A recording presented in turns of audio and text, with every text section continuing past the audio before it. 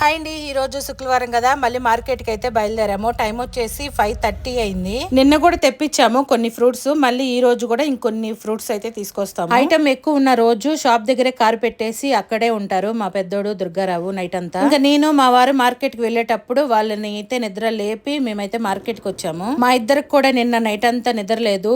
మేము నిద్రపోయేసరికి కరెక్ట్ గా 12 అయింది. మళ్ళీ మార్నింగ్ 5 కి అయితే నిద్ర లేచి మార్కెట్ కి అయితే బయలుదేరి వచ్చాము. మార్కెట్ కి ఈ రోజు చెరుకు రసాలు అయితే వచ్చినాయి, మామిడి పళ్ళు అవైతే తీసుకున్నాము. ఇవి న్యూజిలాండ్ గలా యాపిల్ చాలా ఫ్రెష్ గా ఉన్నాయి. అప్పుడే కంటైనర్ లో నుంచి దించి షాప్ లో అయితే పెట్టారు. మాకు ఫ్రెష్ గా ఉండి క్వాలిటీ బాగుంటాయి, అవి ఎంత రేట్ అయినా సరే తీసుకుంటాము. నడిచి నడిచి కాలు నొప్పులు వచ్చేసి బండెక్కి కూర్చున్నాం ఇద్దరం, నేను మా వారు. మేము ఇట్లా నిద్ర ఆహారాలు లేకుండా ఇంత కష్టపడుతుంటే కొంతమంది మాట్లాడే మాటలకి బాధ అనిపించింది. అన్ని ఆ దేవుడికే వదిలేస్తాము. ఈ అమ్మాయిని వాళ్ళ హస్బెండ్ ని చూస్తుంటే మమ్మల్ని మేము చూసుకున్నట్టే ఉంటుంది. సేమ్ మేము కూడా మా చిన్నోడిని ఇలాగే మార్కెట్ కి తీసుకొచ్చి నేను అలా చంకన పెట్టుకొని ఫ్రూట్స్ అన్ని మోసుకుంటూ ఆటోలోకి ఎక్కిస్తా ఉండేవాళ్ళం. ఇక్కడ ఒక ముస్లిం భయ్య వాళ్ళ వైఫ్ ని చైర్లో కూర్చోపెట్టుకొని కొంచెం సాయం చేయండి అని అందరిని అడుగుతా ఉన్నారు. నేనేమో గాడిలో కూర్చున్నాను, మా వారేమో వేరే షాప్ కి అయితే వెళ్ళారు.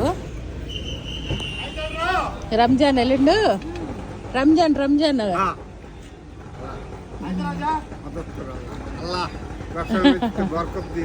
సరే సరే. ఏమైంది, ప్రాబ్లం ఉందా? ఓ అది ప్రాబ్లమా? సరే సరే. प्रॉब्लम सारा कोई भीख मांगता है, बोलो। और कोई आदमी नहीं, कुछ नहीं समझता है। देख वो जमर बेकायदा पड़ेगा तो हाथ मांगता है।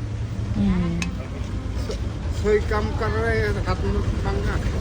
ఆయన ఏమంటున్నాడో నాకైతే అర్థం కాలేదు. ఒక్కటి మాత్రం అర్థమైంది, ఆమె గొంతు కాడ ఏదో ప్రాబ్లం అంట. ఏమన్నాడో మీకేమన్నా అర్థమైతే నాకైతే తెలుగులో కామెంట్ చేయండి. కొంచెం ఎక్కువ అమౌంట్ ఇద్దామని ఫోన్ పే ఉందని అడిగితే లేదన్నాడు. ఆ టైంలో మా వారేమో లేరు, ఉన్న డబ్బులు అయితే ఇచ్చాను.